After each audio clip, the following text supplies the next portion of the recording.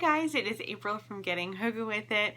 Today I want to do the 2 books, 1 stone tag. I saw Krista over at Books and Jams do this tag and I just wanted to do it. Wasn't tagged, don't care. I'm doing it now. Let's get into it.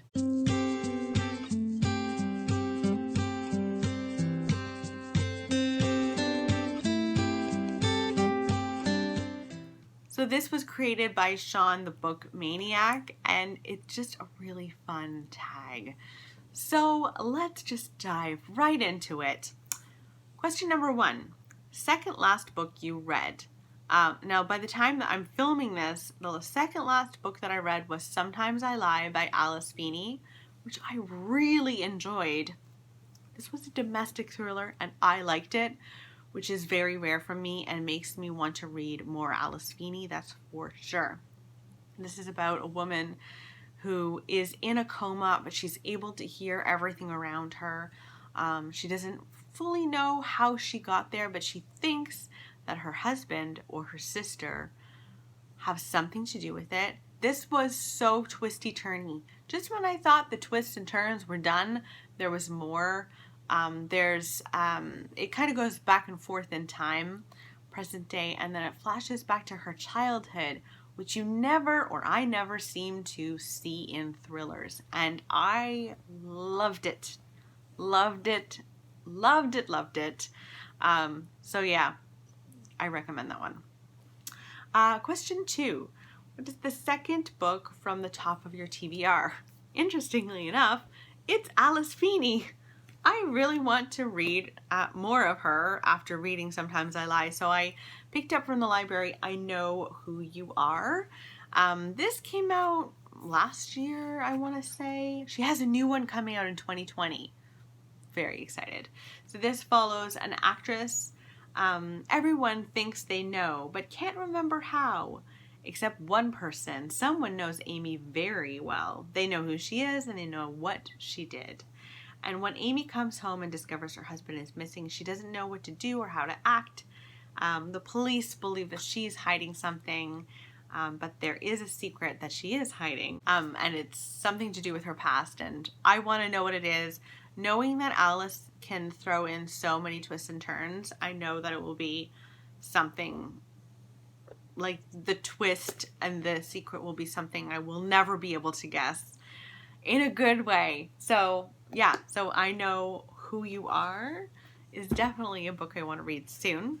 Question number 3, 2 2-star reads. I didn't want to talk about 2-star reads that I've recently read, so I went way back in my Goodreads and looked at some old ones. And so I've got Everything I Never Told You by Celeste Ng and also The Time Traveler's Wife. Now, I feel differently about these two. So, Everything I Never Told You by Celeste Ng, I could not understand the family. This is about a family in which their, I think, oldest daughter or youngest daughter dies, and they're trying to come to grips with it in the aftermath. But you read, there's like flashbacks about this daughter and miscommunication in the family. I come from a family where we talked about everything, like everything. And so it's very hard for me to understand a family that isn't open ever. And so I was frustrated the whole time, but at the same time, I was frustrated the whole time. The author like made me feel things.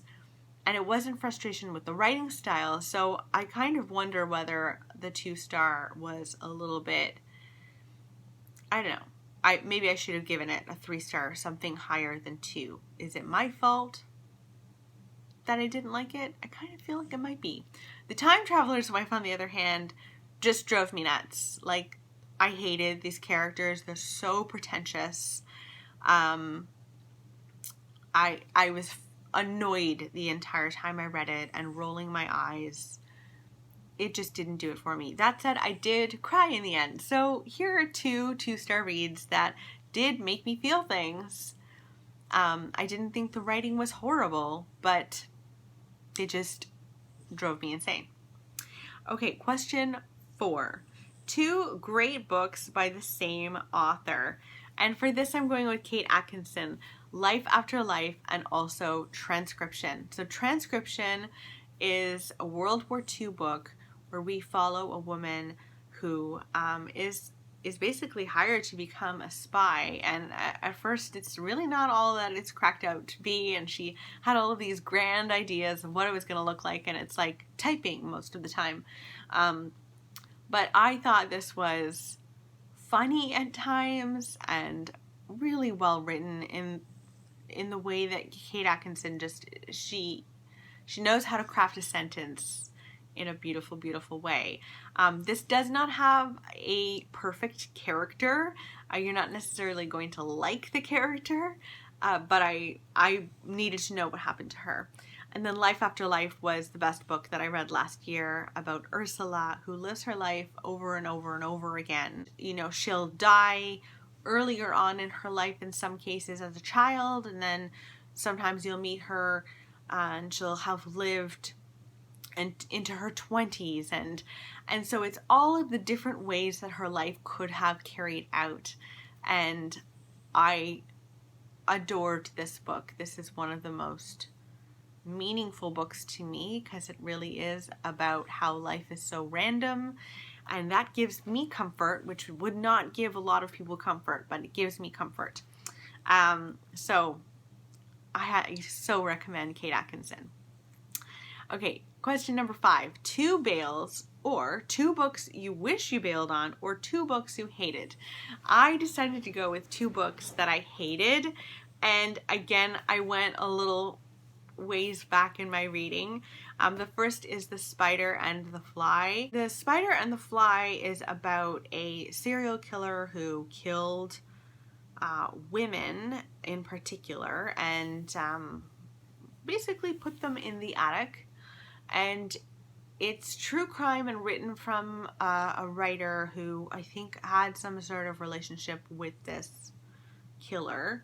Not like a romantic relationship or anything, but like had a working relationship in some way with him. And she unfortunately compared a lot of what was going on with his life to her own. And it was infuriating and so navel-gazing. I thought it was terribly written.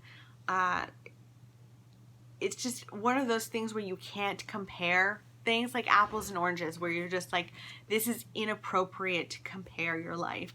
She would compare things like this man's mother, who he lived with, her saying, you know, I had no idea that there were dead bodies in the attic. She compared that with her not seeing flaws in her relationship, like her romantic relationship with her husband. It was too far. It was way too much of a stretch. There was so much of that in that book that I was honestly angry with the author. I thought she did a disservice to the victims, and I didn't like it. Behind Her Eyes is another book that I really didn't like. It was another book where I felt duped and like disappointed with the author and kind of angry with the author. This is about it's a thriller. And it's about a woman who starts a new job the night before. I think she sleeps with or kisses a man at a bar, and then she finds out, oh my gosh, that's my new boss. She finds out the next day, and she befriends his wife, and that part is really not okay. And there are all sorts of twists and turns. You know, this book has a reputation for having a crazy ending, and it does have a crazy ending, and you won't see it coming, but you can't see it coming. And that's what I don't like about it. I like my thrillers to have that ability to try and see if you can solve it. I love being a detective and doing that, and you can't solve this one because it's impossible, and that made me mad. Number 6, 2 favorite reads so far this year. I would say The Handmaid's Tale. I reread this after years, and I read it when I was pregnant, and it was terrifying to read it while pregnant, and also interesting to read it after dealing with infertility. I just feel like I came at it with a new perspective and I loved it all the more. So that is definitely high on my list. And then also Sometimes I Lie by Riley Sager was so much fun. It's got Rosemary's Baby vibes, and it's about a woman who's very much down on her luck, and she finds out that there's this gig that she can take where she apartment sits in this gorgeous old building in New York called the Bartholomew. And she goes, she realizes something is wrong with the residents, something is wrong with the building. How do I get out of this when I need the money? And she basically puts herself in danger. And it was a lot of fun, and I liked it a lot. Number 7, 2 new favorite booktubers. One is like a rediscovery for me, and it's Alice from the Book Castle.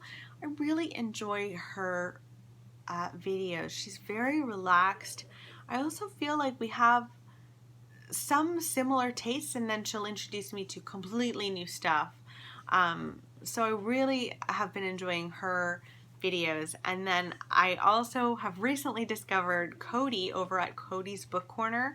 She does this wheel of TBR thing where she has this gigantic wheel and she turns it and she basically chooses the next month's TBR using this wheel. And I am probably too much of a control freak to do something like that, but I love watching her do it. And yeah, I've really been enjoying her channel. Number 8, a book you've read twice. I've done a couple of rereads this year, and I reread A Handmaid's Tale, and then I also reread Jane Eyre, which, oh my god, I read it one time in university and just felt okay about it, and rereading it, I was like, what was I thinking back in university? Absolutely loved it this time around. I was actually listening to it while I was in labor with Nora, and so now Jane Eyre just has a really special place in my heart. I feel badly I didn't prepare number 9, 2 fabulous quotes from books you've read recently. I don't know if I've read something that's like quote worthy. I've been reading a lot of thrillers right now. Yeah. And number 10 is tag booktubers. I am going to tag Alice from the Book Castle, Sarah from Sarah's Nightstand, Stephanie at That's What She Read, and also Codie from Codie's Book Corner. So I hope that you guys enjoyed this little tag. I just really enjoyed the questions. So I will chat with you soon. Bye!